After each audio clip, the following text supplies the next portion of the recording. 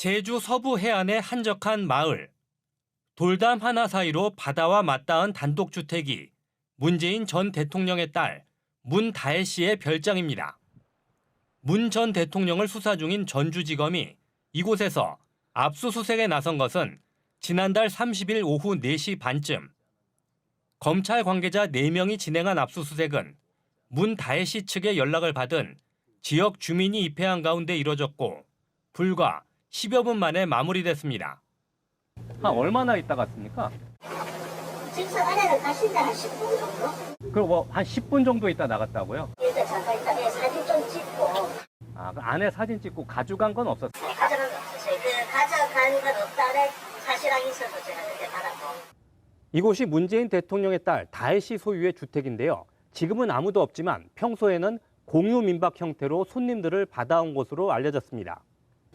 평소에 여기 사람이 좀 뭐 있던가요?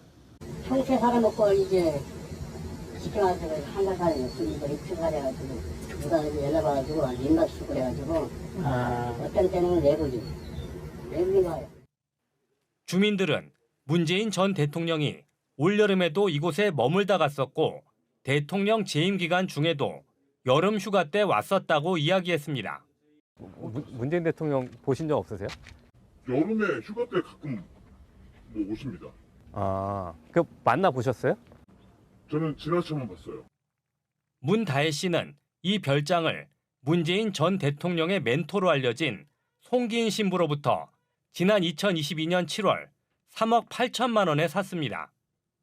송기인 신부는 노무현 대통령 시절 초대 과거사 위원장을 지냈는데 1993년 이곳에 별장을 지은 뒤 30년 동안 소유했습니다.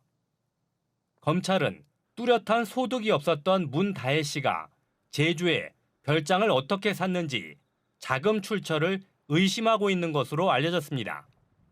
더불어민주당이 문재인 전 대통령에 대한 검찰 수사가 정치 보복이며 망신주기라며 반발하고 있는 가운데 제주 별장에 대한 수사 결과에 관심이 쏠리고 있습니다.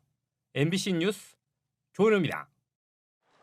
검찰이 문재인 전 대통령 사위의 특혜 채용 의혹 수사 과정에서 문 전 대통령을 뇌물 피의자로 적시하며 본격적인 강제 수사에 나서자 문 전 대통령의 딸인 문다혜 씨가 이쯤 가면 막 하자는 거냐며 더 이상은 참지 않겠다고 밝혔습니다.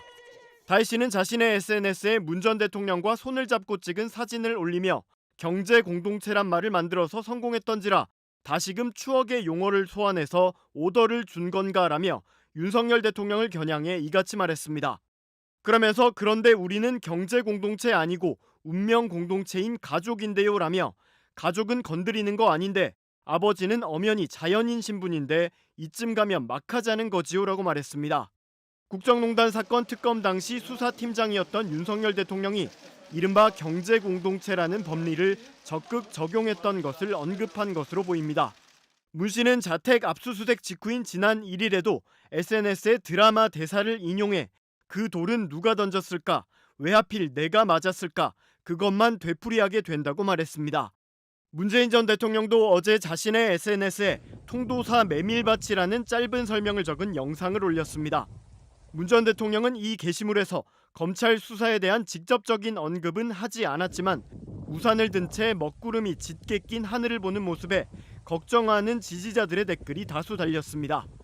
앞서 전주지검은 최근 문 전 대통령의 딸인 다혜 씨의 집과 제주도 별장 등을 압수수색하면서 영장에 문 전 대통령을 2억 2천여만 원 상당 뇌물수수 피의자로 적시했습니다. 검찰은 당시 다혜 씨 부부를 경제적으로 지원했던 문 전 대통령이 사위의 타이 이스타제 취업 후 지원을 중단했다는 점에서 서 씨의 급여 등이 문 전 대통령이 받은 뇌물에 해당한다고 보고 있는 걸로 전해졌습니다. 타이 이스타젯 설립자인 이상직 전 의원은 문재인 정부 당시 중소기업진흥공단 이사장에 발탁된 바 있어 검찰은 이 전 의원이 발탁에 따른 대가로 서 씨의 취업을 주도해주고 그에 따른 경제적 이익을 문 전 대통령 부부가 누렸다고 의심하고 있습니다. 많은 국민들이 이 사건 수사를 제2의 논두렁시계라고 분노하고 있습니다. 옛날에 노무현 대통령 수사했던 것을 문재인 전 대통령 수사에서 데자뷰를 느낀다. 데자뷰처럼 느낀다. 이렇게 국민들이 말하고 있습니다.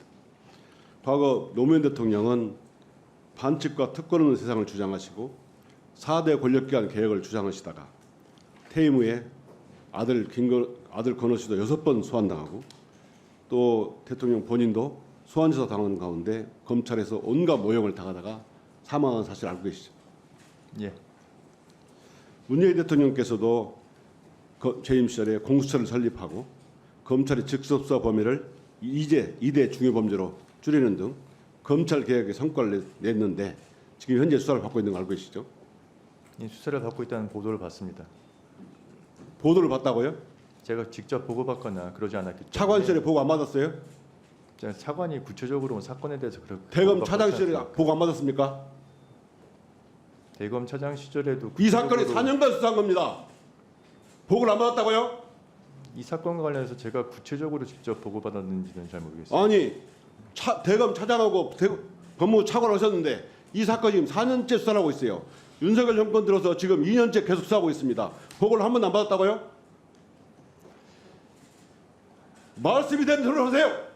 대검 차장 시절에 차관 시절엔 안 받은 게 확실하고 대검 차장실에도 보고를 받았는지 아니 이게 4년째 정확히가 수사가 되는 않습니다. 거고 예. 더군다나 성남 FC 후원 사건 그리고 요즘에 김건희 무혐의 면죄부를 준 이창수 지검장이 수사할 때 이런 일입니다. 지금 누가 수사하고 있는지 알고 있습니까? 예, 검사장은 알고 있습니다. 누굽니까?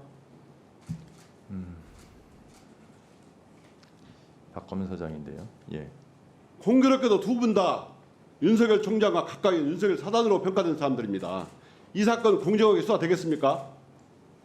저는 검찰 안에 무슨 사단이나 이런 거는 없다고 생각하고 있습니다. 다음 한번 보십시오. PPT 한번 보겠습니다. 이게 전주지검 한 검사가 참고인에 불과한 문재인 전 대통령의 사위의 이게 전 사위 70대 노모에게 보낸 문자입니다. 보세요. 제가 읽어드리겠습니다. 전화 드렸는데 닿지 않아 문자 드립니다. 먼 길 찾아왔는데 별 말씀 하지 않아 일단 얼굴만 뵙고 이야기하고 싶습니다. 한번 뵐 수 있을까요? 어머니 몸이 편찮다고 하셔서 다음에 다시 찾아뵙겠습니다. 안녕히 계십시오. 이렇게 해서 지속적으로 70대 노모에게 찾아가고 무려 19차례 전화와 문자를 발송하고 사전 통보도 없이 모기탕까지 찾아와서 만나자고 압박했다고 합니다.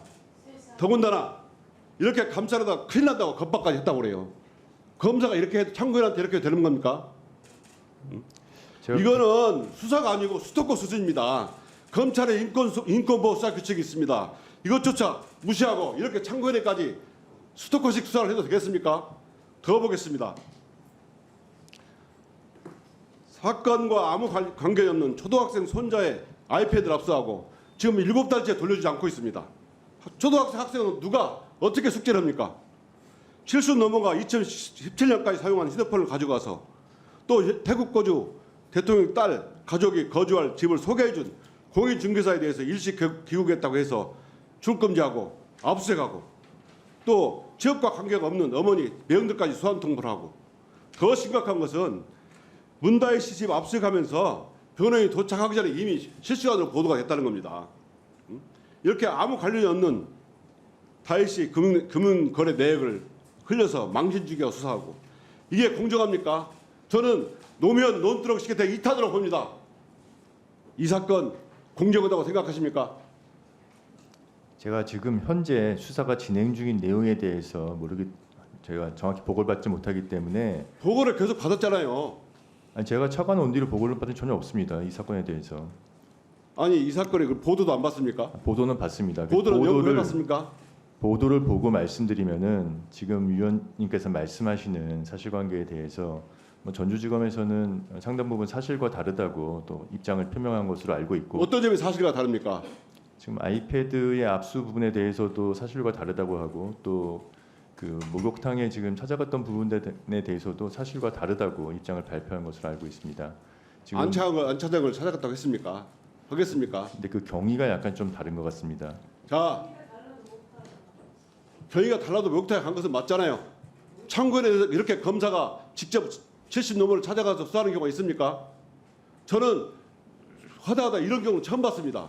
이런 거 하지 말라고 인권보호 수사규칙을 만든 겁니다. 이런 검찰 누가 신뢰합니까? 저는 이쯤이면 검찰이 이제 운명을 다했다. 이제 완전히 폐지한다고 생각하는데 동의합니까? 전혀 동의하지 않습니다.